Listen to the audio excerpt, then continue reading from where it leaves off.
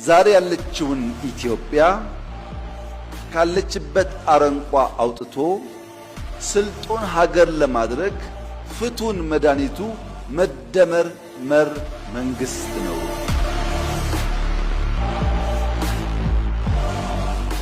ኢትዮጵያ ውስጥ ታሪክ አለ፣ የታሪክ ቅሪት አለ፣ ጥንታዊነት አለ።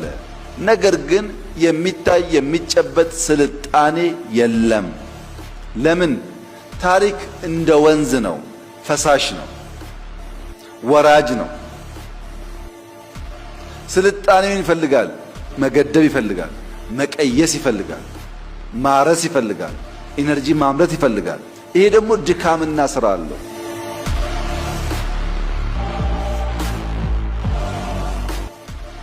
ታሪክ ይፈሳል፣ ይሰለጥን ዘንድ ስራ ይጠይቃል።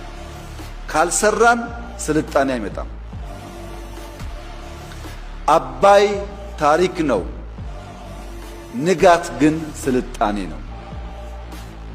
ንጋት ታሪክ በማውራት ብቻ ሳይሆን ታሪክ በመስራት ጭምር ያገኘነው ድል ነው። ደጋግመን እንደዚህ ያለውን ስራ ብንሰራ ታሪክ ብቻ ሳይሆን ስልጣኔን መጎናጸፍ፣ ማቆየት፣ ማሸጋገር እንችላለን ማለት ነው። ታሪክ ሞልቷል። ይህና የእናንተ ስራ ስልጣኔን ማረጋገጥ ነው በስራ